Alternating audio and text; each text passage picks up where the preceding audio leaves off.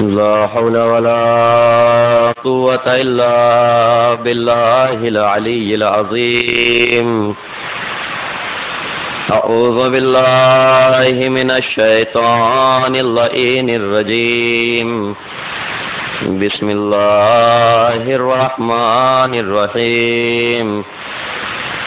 رب اشرح لي صدري ويسر لي أمري واحلل عقدة من لساني يفقهوا قولي. الحمد لله الذي هدانا لهذا وما كنا لنهتدي لولا أن هدانا الله. لقد جاءت رسل ربنا بالحق. الصلاة والسلام والتحية والإكرام على النبي الأمي المكي المدني القرشي البطحي الهاشمي وابتدئ اقتحامين محبوب رب المغربين والمشرقين وارث كعبة قوسين امام الحرمين جد الحسن والحسين ابي القاسم محمد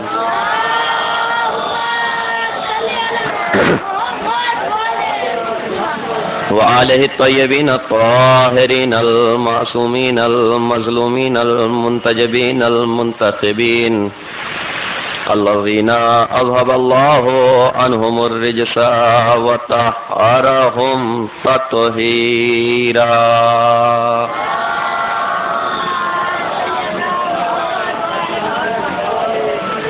ولعنة الله على أعدائهم وغاصبي حقوقهم ومنكري فضائلهم والشاكين فيهم والمنحرفين عنهم أجمعين من الآن إلى قيام يوم الدين. أما بعد فقد قال الله تبارك وتعالى في قرآنه المجيد وهو أصدق الصادقين وقوله الحق. بسم الله الرحمن الرحيم. قل إن كنتم تحبون الله فاتبعوني يحببكم الله ويغفر لكم ذنوبكم والله غفور رحيم. صلوات پڑھیے مولانا.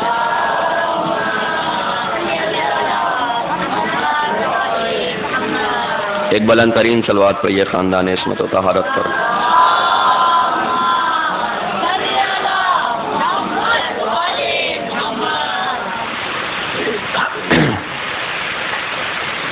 آیا ہے معافی ہدایات کہ جس کی تلاوت کا شرف میں نے حاصل کیا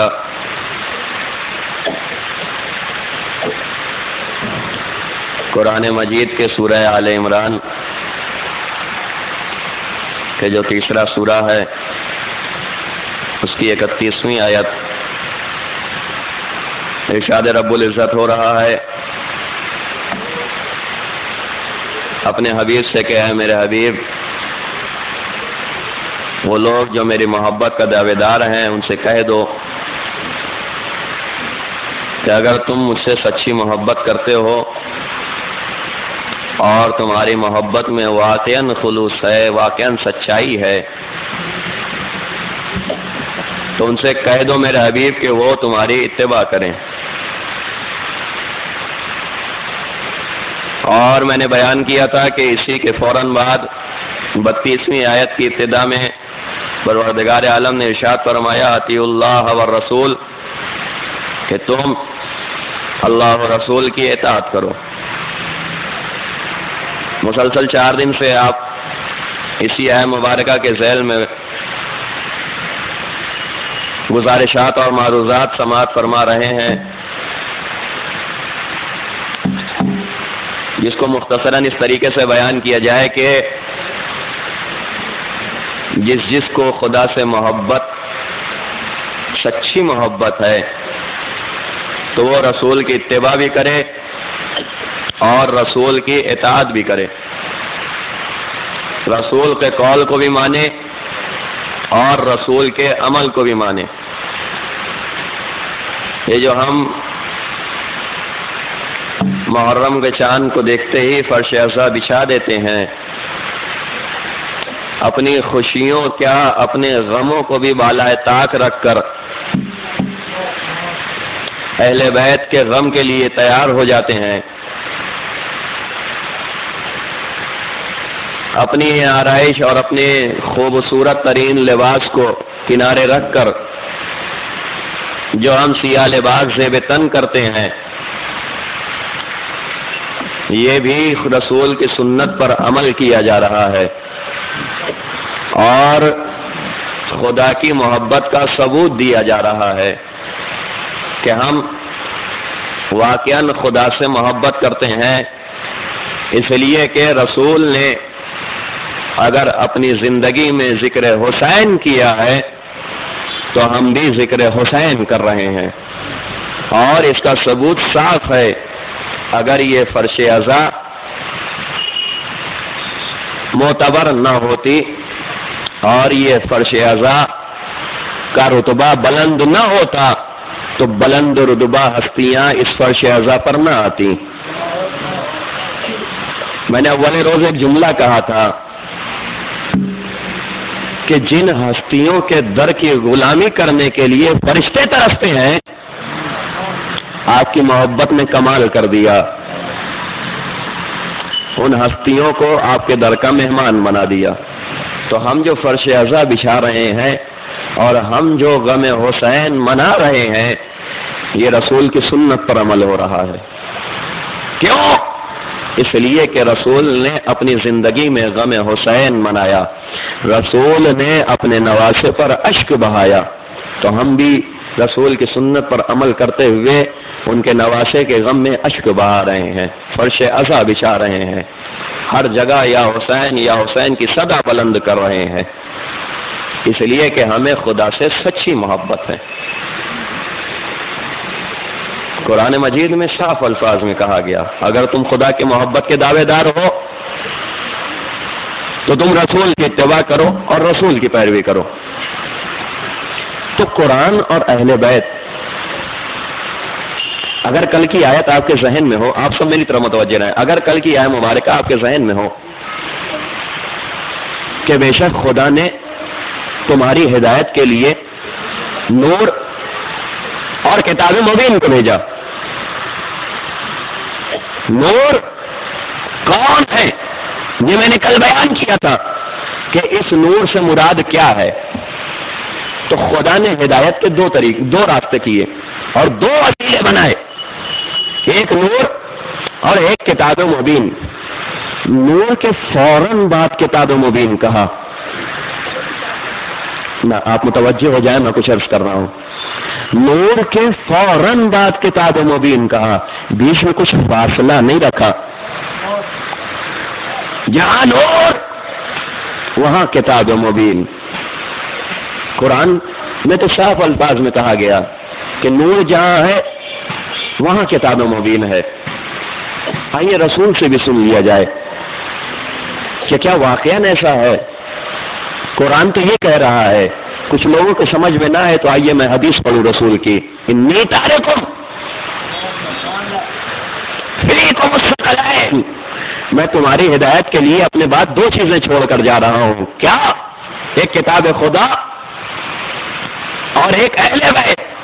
یہ جملے بدل دوں، ایک کتاب خدا اور ایک نور. یہ دونوں تمہاری ہدایت کے لیے. پھر آخر حدیث میں کیا کہا گیا؟ وَلَن يَفْتَرِقَا، یہ دونوں ایک دوسرے سے جدا نہیں ہوں گے.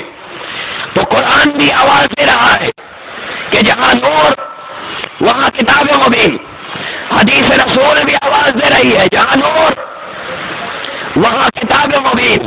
اب زندگانی اٹھا کر پڑھ لیجیے ائمہ کی. زندگی میں تو زندگی میں اگر لوگ نیزہ کی بلندی پہ بھی سڑ گیا تو جہاں نور وہاں کتاب مبین. نور اور کتاب مبین ایک دوسرے سے الگ نہیں ہوا، یہ دونوں ہمیشہ ساتھ میں رہے. یہ دونوں کبھی جدا نہیں ہوں گے، اس لیے کہ قرآن نے گواہی دے دی، اس لیے کہ حدیث رسول بیان کر رہی ہے کہ جہاں نور ہے وہاں کتاب مبین ہے۔ بلندی پہ سر جا چکا ہے، لیکن وہاں سے بھی تلاوت ہو رہی ہے قرآن کی، ثبوت دیا جا رہا ہے کہ نور ہے تو کتاب مبین بھی ساتھ میں ہے۔ رسول کو بھی معراج ہوئی، حسین کو بھی معراج ہوئی، بس فرق تھا، رسول کی معراج آسمانوں کو پار کرنے کے بعد ہوئی، حسین کی معراج نو کے نیزہ کی بلندی سے ہو رہی ہے۔ جہاں نور وہاں کتاب مبین۔ کون کتاب مبین؟ کون قرآن؟ وہ قرآن کہ جو صدر رسول پر نازل ہوا، وہ قرآن جو آخری نبی کے سینے پر نازل ہوا، وہ قرآن جسے پہلے امام نے 3 دن کی عمر میں بیان پڑا، وہ قرآن کہ جو آخری نبی کے صدر پہ نازل ہوا، یا اور آگے بڑھ جاؤ، وہ قرآن جو اہل بیت کی آغوش میں پروان کیا، وہ قرآن جو اہل بیت سے کبھی جدا نہیں ہوا، وہ قرآن جسے اہل بیت میں زندگی بھر جس کی حفاظت کی، وہ قرآن جو زندگی کے بعد بھی اہل بیت سے جدا نہیں ہوا، وہ قرآن کہ جسے بی بی کی خادمہ نے جس زبان میں 20 سال گفتگو کی، وہ قرآن کہ جو اگر مردوں پر دم کر دیا جائے تو مردوں میں جان آ جائے، وہ قرآن کہ جس کے ذریعے سے زمین کے راستوں کو طے کیا جاتا ہے، وہ قرآن کہ جسے اگر پہاڑوں پر نازل کر دیا جاتا تو پہاڑ ریزہ ریزہ ہو جاتے نہ، اور مجھے تفصیل کرنا پڑے گی۔ وہ قرآن بھائی یہ میرے جملے نہیں ہے، یہ روایت کے بھی جملے نہیں ہے، یہ خود قرآن کا جملہ ہے۔ لو انزلنا هذا القرآن على جبل لرأيته خاشعا متصدعا من خشية الله، اگر اس قرآن کو پہاڑوں کی بلندی پر نازل کر دیا جاتا تو وہ پہاڑ ریزہ ریزہ ہو جاتا۔ اب آپ متوجہ ہو جائیں، تمہید ختم ہوگی، میں اپنے اصلی بیان میں آ گیا۔ وہ قرآن اگر پہاڑوں کی بلندی پر نازل کر دیا جاتا تو پہاڑ ریزہ ریزہ ہو جاتا، پہاڑ ریزہ ریزہ ہو جاتا۔ بھیا متفق ہے میری بات سے، پہاڑ ریزہ ریزہ ہو جاتا۔ اب میں آپ سے سوال کروں گا، لائیے قرآن، پہاڑ کی بلندی تو جانے دیجیے، کسی ایک چھوٹے سے پتھر پہ آپ رکھ دیجیے اور اس پر کچھ اثر ہو جائے تو پھر مجھے بتاؤ، اللہ جانے آپ کہاں ہیں۔ اگر ایک چھوٹے سے پتھر پر قرآن کا اثر ہو جائے تو تم مجھے بتاؤ کہ قرآن نے تو خود کہا اگر پہاڑوں کی بلندی پر نازل ہو جائے تو پہاڑ ریزہ ریزہ ہو جائے تو لاؤ قرآن، کر دو فیصلہ، زندگی بھر قرآن رکھا رہے گا لیکن پہاڑ کا سمس نہیں ہونے والا، کچھ اثر نہیں ہونے والا۔ اچھا دوسری آیت پڑھو، سورہ مبارکہ رات میں ارشاد ہو رہا ہے، یہی تو وہ قرآن ہے اگر مردوں پہ پڑھ دیا جائے تو مردہ زندہ ہو جائے، یہی تو وہ قرآن ہے جس سے زمین کے راستوں کو طے کیا جاتا ہے۔ تو لاؤ قرآن، پڑھو مردوں پہ، متوجہ ہو جائے، آپ میں کچھ عرض کر رہا ہوں، لاؤ قرآن، پڑھو مردوں پہ۔ آپ چہرے خاموشی میں بیٹھے ہیں نا، لاؤ پڑھو، اٹھاؤ کسی ایک کو، اگر کوئی ایک غلطی سے اٹھ بھی گیا، پڑھیے صلوات مل کے محمد آل محمد پر۔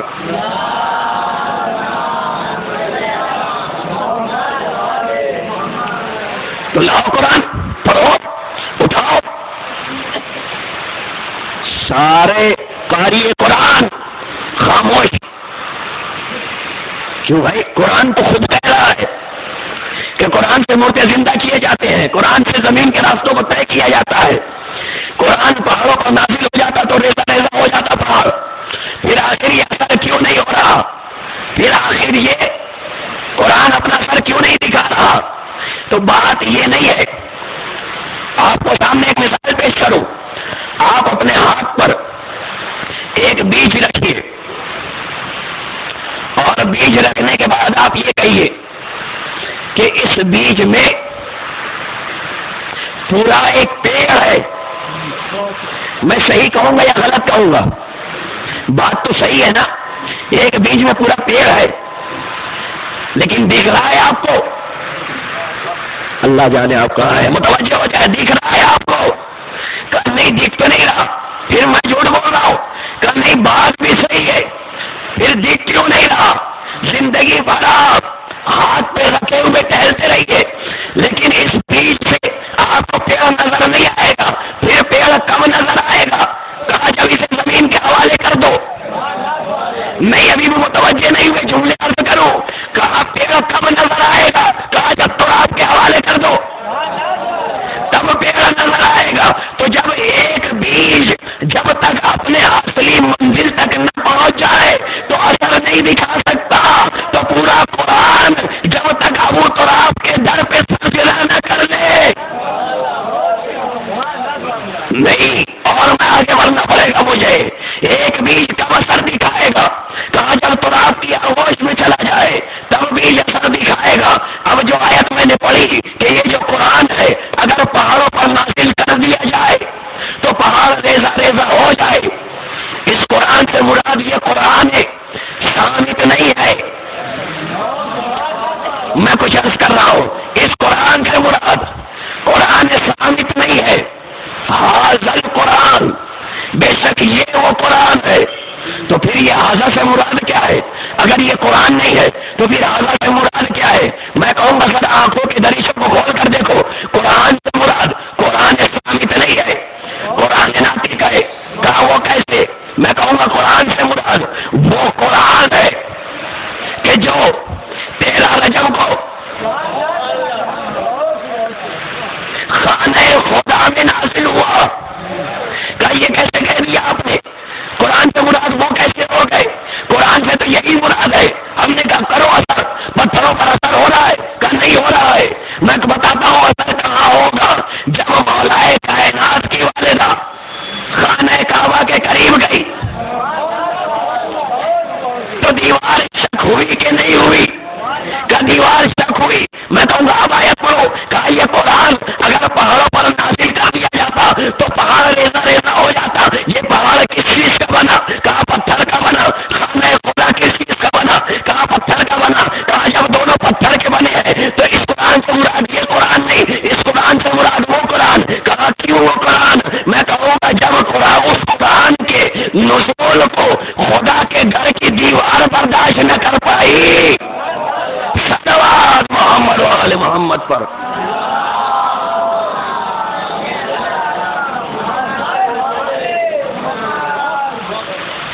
تو پھر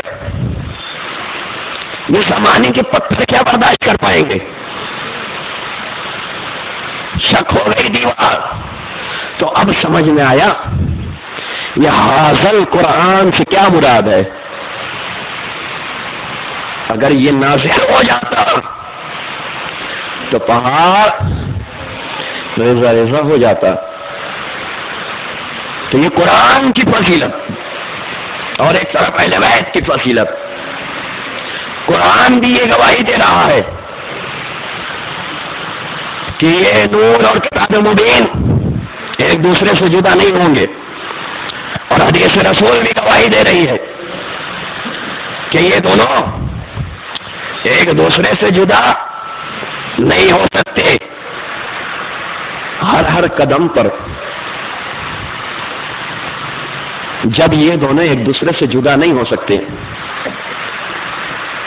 تو پھر یہی اہل بیت ہوں گے کہ جو قرآن کی حفاظت کریں گے، جس کی گواہی خود قرآن نے دی.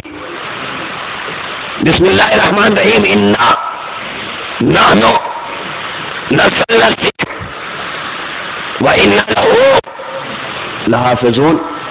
ہم ہی نحنو نہیں، آپ متوجہ نہیں ہے. نحنو خدا یہ نہیں کہہ رہا انا میں نہیں، نحنو ہم حفاظت کریں گے. تو اہل بیت نے ہر قدم پر قرآن کی حفاظت کی. اور جب ایک جملہ کہوں آپ متوجہ ہو تو، جب کسی جھوٹے سے مقابلہ کرنا ہوا تو اہل بیت نے اپنے بچوں کو بھی میدان میں نکال دیا. بھئی زیادہ دن نہیں گزرے ہیں، آپ سب کے سامنے واقعہ موجود ہے. روز مباہلہ کیا ہوا؟ مولا کائنات خود بھی نہیں، اکیلے نہیں گئے، رسول اکیلے نہیں گئے. آپ اللہ سے گزارش کروں گا ایک صلوات پڑھتے ہوئے تھوڑا قریب آ جائے تو آنے والوں کو پریشانی نہ ہو. بلند ترین صلوات پڑھے مل جل کر.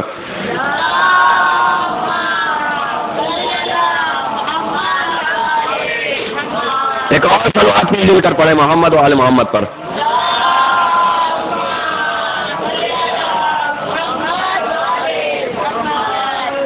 تو جب جھوٹوں کے مقابلے میں جانا ہوا تو اہل بیت نے اپنے بچوں کو بھی میدان میں نکال دیا. منظر آپ کے سامنے ہے. کیا کہا قرآن نے اس موقع پر؟ رسول کے جملے قرآن میں محفوظ ہے. تم اپنے بچوں کو لاؤ، ہم اپنے بچوں کو لاتے ہیں. تم اپنی عورتوں کو لاؤ، ہم اپنے خاتونوں کو لاتے ہیں. تم اپنے نفسوں کو لاؤ. پورا واقعہ نہیں عرض کروں گا، صرف نتیجہ عرض کرنا ہے. تم اپنے نفسوں کو لاؤ، ہم اپنے نفسوں کو لاتے ہیں. لے کر چلے رسول. بھائی قرآن میں کیا لکھا ہے؟ قرآن میں لکھا ہے ابنانا و ابناءکم. تم اپنے بچوں کو لاؤ اور میں اپنے بچوں کو لاتا ہوں. کسی اور تاریخ میں اور کسی اور فرقے نے رسول کی دوسری اولاد کو مانا تو مانا، لیکن ہم نے تو نہیں مانا. بھائی ہماری تاریخ میں تو رسول کی صرف ایک بیٹی. رسول نے کیا کہا؟ تم اپنے بچوں کو لاؤ. یا رسول اللہ یہ کیا کر رہے ہیں آپ؟ بھائی آپ کی تو کوئی اولاد نہیں بیوی کے علاوہ، آپ کے تو بچے ہیں نہیں، پھر آخر کیا کہہ رہے ہیں آپ؟ کل کا واقعہ آپ کے ذہن میں ہوگا اور کل کی آثار تخیر آپ کے ذہن میں ہوگی. وبالوالدین احسانا. تم اپنے والدین کے ساتھ احسان کرو. رسول کو حکم دیا گیا. بس موضوع سے متصل کرو اس گفتگو کو بھی. کیا تم اپنے اولاد کو لاؤ، تم اپنے بچوں کو لاؤ، میں اپنے بچوں کو لاتا ہوں. یا رسول اللہ یہ کیا کر رہے ہیں آپ؟ آپ کے تو بیٹے ہیں نہیں، پھر آخر کسے لے جائیں گے آپ؟ کہا کل صبح ہونے دو، تمہیں خود پتا چل جائے گا میں کسے لے جاؤں گا. صبح ہوگی، رسول نے مولا کائنات سے ان کے فرزند کو لیا، حسن حسین کو ساتھ لیا، انگلی پکڑے ہوئے جناب حسن اور گود میں امام حسین علیہ السلام لے کر چلے. بڑی خاموشی سے آپ سن رہے ہیں، بس آپ ذہن میری طرف رکھیں. لے کر چلے. یا رسول اللہ بھائی آپ نے تو کہا تھا کہ میں اپنے بیٹوں کو لاؤں گا، پھر آخر یہ علی کے بیٹوں کو آپ لے کر کیوں میدان میں جا رہے ہیں؟ یہ علی کے بیٹے ہیں، یہ علی کے بیٹوں کو آپ میدان میں کیوں لے کر جا رہے ہیں؟ عجب نہیں رسول آواز دیں گے یہ تھے عقل تک علی کے بیٹے، لیکن آج سے یہ حسن حسین میرے بیٹے ہو گئے. نہیں آپ متوجہ نہیں ہے، متوجہ ہو جائے تو میں کچھ عرض کر رہا ہوں. یہ حسن حسین کل تک علی کے بیٹے تھے، لیکن آج سے یہ دونوں میرے بیٹے ہو گئے. بھائی بیٹے ہیں علی کے، رسول کہہ رہے ہیں میرے بیٹے. فرزند ہے علی کے، رسول کہہ رہے ہیں میرے فرزند. پیسر ہے علی کے، رسول کہہ رہے ہیں میرے پیسر. لال ہے علی کے، رسول کہہ رہے ہیں علی کے فرزند، علی کے بیٹے رسول کے بیٹے ہو سکتے ہیں تو علی کے والدین صلوات محمد و آل محمد پر.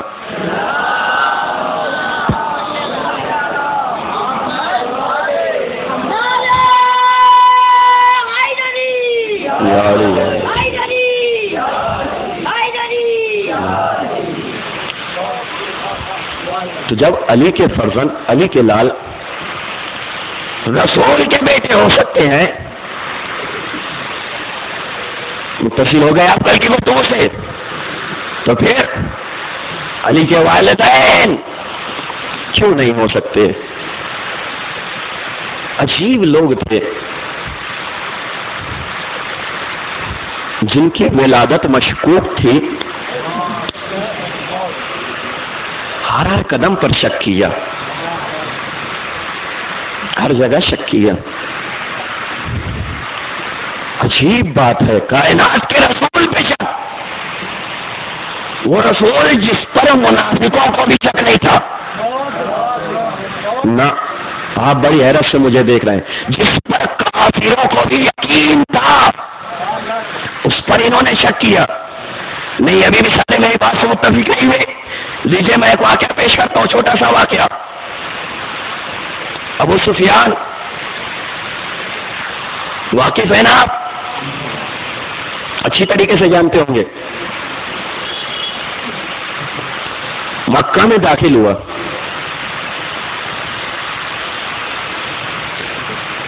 داخل ہو کر اپنی پارٹی والے کے گھر گیا.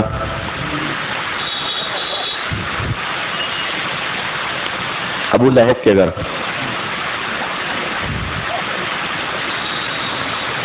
ابو لہب کو لیا، کہا تم سے کچھ کام ہے. مکہ سے باہر آیا، ایک قبرستان میں لے کر چلا. خاموشی سے آج سن رہے ہیں لیکن متوجہ رہیں. اپنی پارٹی والوں کو لے کے چلا. قبرستان کا سناٹا، رات کا عالم ہے، چاروں طرف تاریکی ہے. اب وہ بھی گھبرایا ہوا ہے کہ آخر اسے کیا ہو گیا. اچانک چلا، پہنچ گیا قبرستان. ایک گڈھا تھا، گڑھا کھودے ہوئے تھا. کہا اس میں دیکھو. اب اس نے جب دیکھا تو اس کا تجربہ آج سب کو ہوگا. رات کی تاریکی میں اگر ایک بلی گزر جائے تو اس کا سارا جسم آپ کو دکھائی دے نہ دے، اس کی آنکھیں چمکے گی. ایسے ہی حالت بعض کتوں کی بھی ہوتی ہے کہ وہ رات کی تاریکی میں ان کی آنکھیں چمکتی ہیں. کہا دیکھو اس گدھے میں. جب اس نے جھانک کے دیکھا تو کئی آنکھیں چمکی. کہا یہ کیا؟ کہا یہ شکاری کتے ہیں، انہیں لے کے آیا ہوں میں. کہا کیا کام ہے ان سے، کیا ارادہ رکھتے ہو؟ کہا تم سے سوال کرنا ہے. کیا کرنا ہے؟ کہا پہلے سوال سے پہلے سن لو، اگر ڈھنگ کا جواب نہیں دیا تو یہ شکاری کتے تجھ پر چھوڑ دوں گا. اب وہ پہلے ہی گھبرا گیا، بھائی شکاری کتے کا یہ سوال کرنا ہے. گھبرایا ہوا. کہا اچھا پوچھو، کیا پوچھتے ہو؟ اس نے سوال کیا کیا؟ کہا اچھی خاصی ہماری حکومت چل رہی تھی، اچھی خاصی ہماری دکان چل رہی تھی، یہ محمد کہاں سے آ گئے؟ کیا یہ جو رسالت کہہ رہے ہیں، اپنے آپ کو رسول بتا رہے ہیں، یہ سچ ہے یا غلط ہے؟ میں نے کیا کہا کہ رسول وہ رسول جس پر کافروں کو بھی شک نہیں تھا ان کی رسالت میں. کہا یہ کہاں سے آ گئے؟ کیا ان کی رسالت کیا ہے، سچی ہے، جھوٹی ہے، کیا ہے ان کی رسالت؟ ابھی تک جو ابو لہب گھبرایا ہوا تھا، ایک مرتبہ اطمینان کے ساتھ سر کو جھکا کے کہتا ہے، کاش تو یہ سوال کرنے سے پہلے یہ شکاری کتے مجھ پر چھوڑ دیا ہوتا، یہ کتے مجھ پہ چھوڑ دیا ہوتا، یہ سوال نہ کیا ہوتا۔ کہا کیا مطلب؟ کہا اچھا جب تم نے سوال کر ہی لیا ہے تو لے جواب بھی سن لے۔ تو یہ پوچھتا ہے کہ محمد کی رسالت سچی ہے یا جھوٹی، تو میں تجھے جواب بتاؤں، مجھے اپنے بیٹے اکرما سے حلالی ہونے میں شک ہے، محمد کے رسول ہونے میں نہیں۔ صلوات محمد وآل محمد پر۔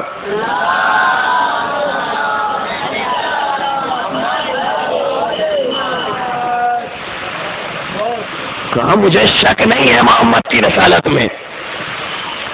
عجیب لوگ تھے، شک کر رہے ہیں رسول پر، ہر قدم پہ شک، ہر جگہ شک۔ ان کی ولادتیں مشکوک تھیں، شک کیا انہوں نے ہر قدم پر۔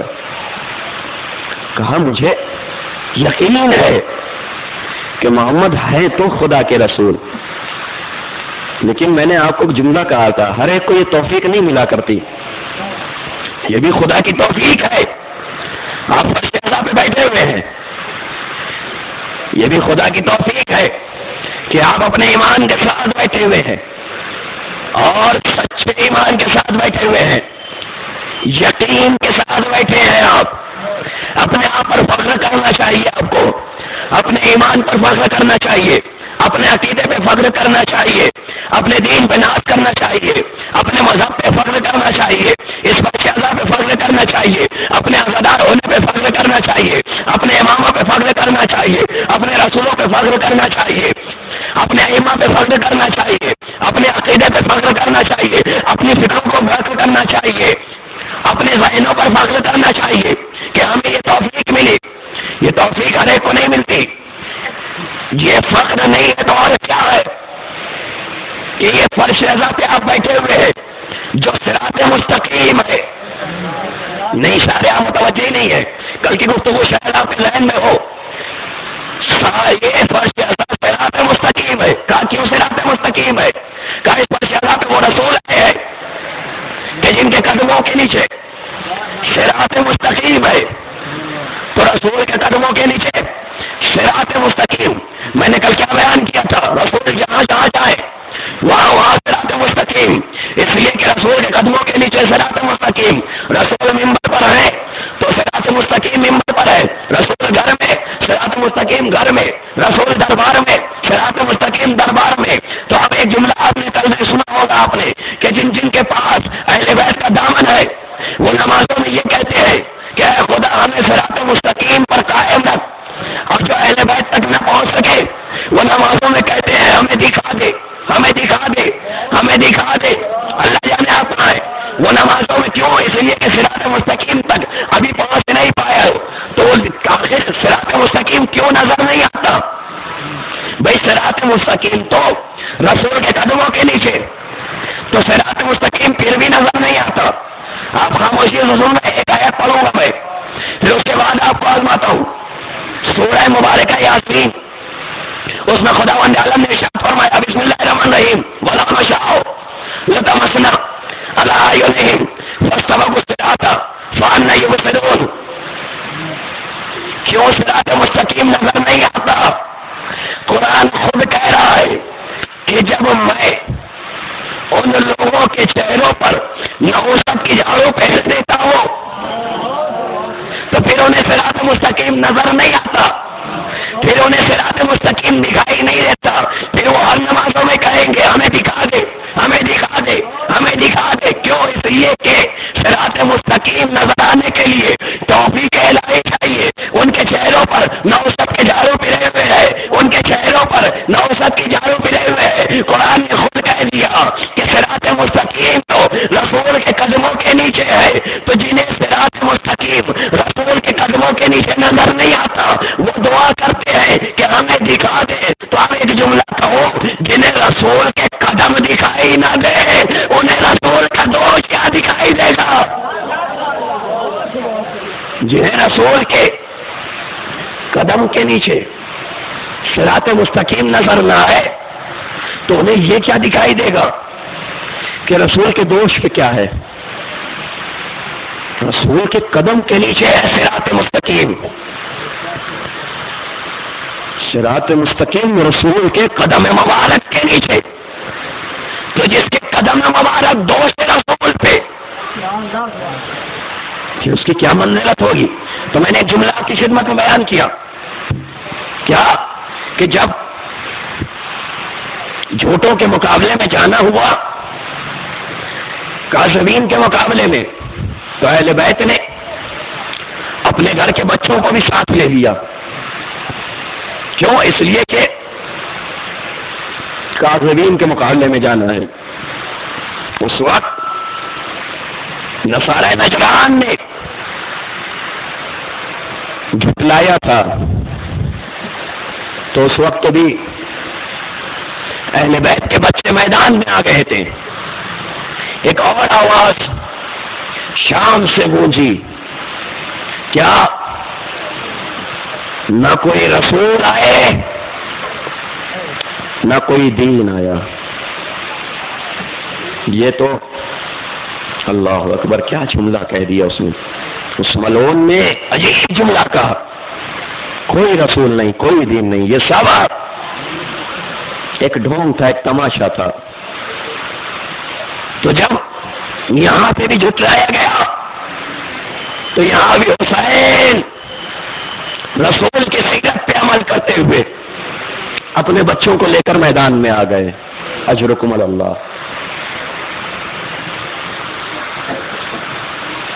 حسین اکیلے نہیں گئے. کیوں؟ جھوٹوں کے مقابلے میں جانا تھا. لے لو قاسم کو بھی ساتھ لے لو.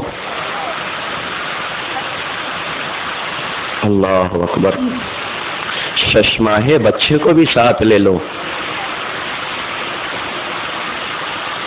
گود کے پالوں کو بھی ساتھ لے لو.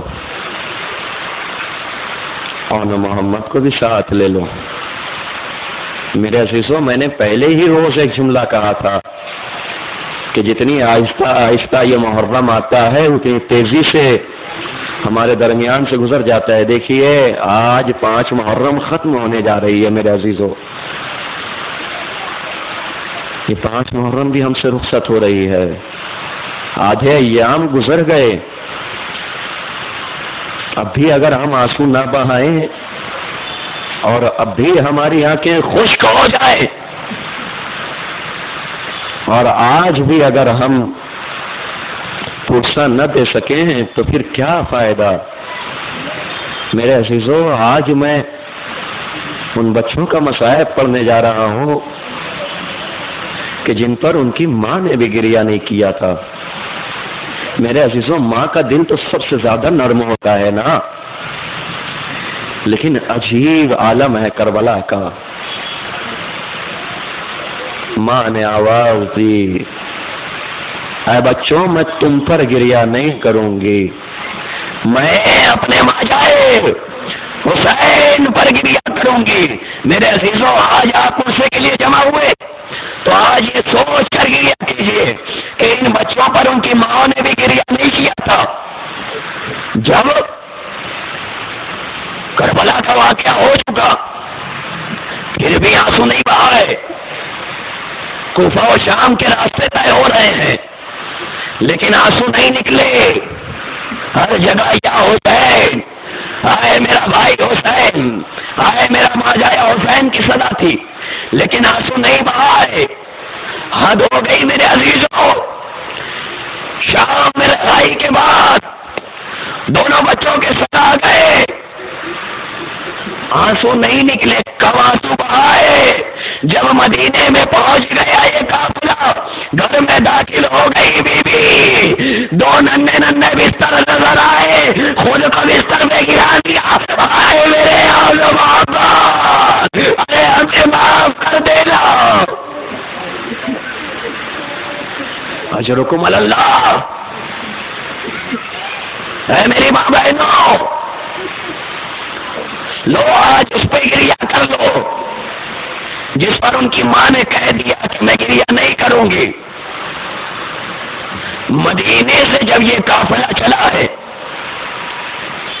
اور مکہ پہنچا ہے تو مکہ سے رخصتی کے وقت جناب عبداللہ نے یہ 2 فرزند جناب زینب کے حوالے کیے تھے اور یہ کہہ دیا تھا، اے بی بی اگر موقع پڑے تو ایک کو اپنی طرف سے قربان کر دینا، ایک کو میری طرف سے قربان کر دینا۔ یہ دونوں بچے کس لیے ساتھ جا رہے ہیں؟ شروع سے ہی یہ ارادہ ہے کہ اگر موقع پڑے گا تو ایک کو زینب کی طرف سے، ایک کو جناب عبداللہ کی طرف سے قربان کر دیا جائے گا۔ جب جناب عبداللہ نے یہ دونوں بچے بیوی کے حوالے کیے ہیں تو بیوی نے کیا آواز دی تھی پتا ہے؟ بیوی نے ایک بچے کو جناب علی اکبر کے حوالے کیا تھا، ایک بچے کو جناب عباس کے حوالے، یہ کہہ کے کر دیا تھا تم دونوں میرے بھائی کا صدقہ ہو اور میں اپنے پاس صدقہ نہیں رکھ۔ اجرکم اللہ، جزاک اللہ۔ چھوٹے چھوٹے بچے ماں نے الگ کر دیا۔ شام غریبہ شب عاشور آ گئی۔ شب عاشور جب ہر بیوی اپنے بچے کو سنوار رہی تھی، میرے عزیز ایک روایت میں نے سنی، جب ہر بیوی اپنے بچے کو سنوار رہی تھی تو یہ دونوں بچے جناب زینب کے خیمے کے ارد گرد گھوم رہے تھے۔ اللہ اکبر، کیا سن رہے ہیں آپ سب صاحبان اولاد تصور کرو، دونوں بچے جناب زینب کے خیمے کے ارد گرد گھوم رہے تھے۔ کیوں؟ اس لیے کہ جناب زینب نے یہ کہہ دیا تھا تم دونوں صدقہ ہو میرے بھائی کا۔ جب گھومتے گھومتے تھک گئے، خیمے کے پاس آ گئے، دروازے کے پاس آ کر بیٹھ گئے، جناب فضہ کی نظر پڑی، دونوں بچوں کو اندر لے کر آئی۔ اندر لا کر دونوں بچوں نے کئی دنوں کے بعد جب اپنی ماں کو دیکھا ہے، اللہ اکبر، میں کیا عرض کر رہا ہوں، جب اپنی ماں کو دیکھا ہے تو کیا دیکھا؟ جناب زینب جناب علی اکبر کے بالوں کو سنوار رہی ہے۔ جناب فضہ نے کہا ہے بی بی، ارے آج ہر بیوی اپنے بچوں کو سنوار رہی ہے، ان دونوں بچوں کو کون سنوارے گا؟ جناب زینب نے آواز دی، اے فضہ، ارے یہ دونوں بچے صدقہ ہیں، میں انہیں نہیں سنوارتی، تم خود انہیں سنوارو۔ جناب فضہ نے جناب محمد کو تیار کیا، صبح نمودار ہونے والی تھی، دونوں بچوں کو جناب زینب نے قریب بلایا اور قریب بلا کر عرض کیا، دیکھو کل بازار شہادت جب گرم ہوگا تو تم دونوں سب سے پہلے میرے بھائی پر قربان ہو جانا۔ ماں نے کہہ دیا، دونوں بچوں نے سن لیا۔ صبح نمودار ہوئی، نماز صبح ختم ہوئی، بازار شہادت جب گرم ہوا، دونوں بچے جناب امام حسین کے قریب آئے، ننھے ننھے ہاتھ مولا کے قدموں پہ رکھ دیے، امام جان ارے ہمیں مرنے کی اجازت دے دیجیے۔ امام حسین نے سر کو جھکایا، چھوٹے چھوٹے بچوں کو اٹھایا، گلے سے لگایا، اے بچوں یہ کیا کہہ رہے ہو؟ کہا امام جان ہماری ماں نے یہ کہہ دیا ہے کہ اگر تم شہید نہ ہوئے اور تم نے اپنی جان قربان نہ کی تو میں تمہارا دودھ نہ بخشوں گی، ہمیں مرنے کی اجازت دیتی ہے۔ بغیر سے میں ساری شہادت نہیں پڑھوں گا، میں نے مختصر کیا، شہادت اجازت مل گئی، بچے میدان میں آ گئے، خاندان ہاشم کے بچے تھے، خون حیدر کرار بدن میں دوڑ رہا تھا، خون جعفر طیار بھی ساتھ ساتھ تھا، جنگ کرنا شروع کی، میمنہ کو میسرے سے ملایا، میسرہ کو میمنے سے ملایا، قلب لشکر کو الٹ کر رکھ دیا۔ کسی نے آواز دی، اے بچوں، ارے تمہاری ماں نے یہ پیغام میں جو آیا ہے کہ تم لوگوں کو لڑنے کے لیے نہیں شہید ہونے کے لیے بھیجا ہے۔ دونوں بچوں نے اپنی ننھی تلواریں اپنی نیام میں رکھ لی، فوجوں میں فوجوں نے گھیرنا شروع کیا، کسی نے تیر، کسی نے تلوار۔ میرے عزیزوں آپ سن سکیں گے، ہمارے خاتونوں کو بھی، ہماری ماں بہنوں کو بھی دونوں بچوں کے دم ٹوٹے، امام حسین آ گئے، دونوں بچوں کے لاشوں کو اٹھایا، خیمے میں لے گئے۔ اب سن سکیں گے تو سنو، ذرا دل تھامو، بس مجلس ختم کی میں نے آخری جملہ آپ کے حوالے، جناب زینب کے سامنے دونوں بچوں کے لاشیں لائے، ایک طرف اون کا لاشا، ایک طرف محمد کا لاشا۔ جناب زینب نے گریہ نہیں کیا، دونوں لاشوں کے بیچ میں جناب زینب بیٹھ گئی، سر کو سجدہ شکر میں رکھا، اے میرے مالک، ارے اس پر مالک کو قبول فرما۔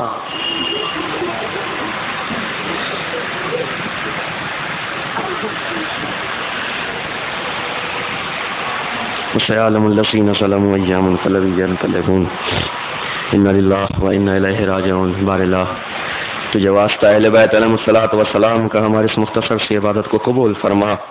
بار اللہ تجھے واسطہ کربلا والوں کا ہمارے ناسوں کو رومال زہرہ میں جگہ عنایت فرما۔ بار اللہ تجھے واسطہ اہل بیت علیہ الصلوۃ والسلام کا جہاں جہاں بھی شیعان حیدر کرار ہوں، جہاں جہاں بھی عزاداران کربلا ہوں، ان سب کی جان و مال، عزت و آبرو، صحت رزق کی حفاظت فرما۔ روضات مقدسہ خصوصاً روضات عراق و شام کی حفاظت فرما۔ جنت البقیع کے تعمیر کے انتظام فراہم فرما۔ بار اللہ تجھے واسطہ کربلا والوں کا، اہل بیت علیہ الصلوۃ والسلام کا واسطہ، بہت سے افراد مجبوریوں میں گھرے ہوئے ہیں، اس مجلس اعزا میں اس غم میں شامل نہیں ہو سکتے۔ بار اللہ ان سب کے حالات کو سازگار فرما۔ بار اللہ تجھے واسطہ اہل بیت علیہ الصلوۃ والسلام کا منتقم خون حسین امام زمان علیہ السلام کے ظہور میں تعجیل فرما، اور ہم سب کو ان کے اعوان و انصار میں شمار فرما۔ ربنا تقبل منا انک انت السمیع العلیم۔ ماتم حسین۔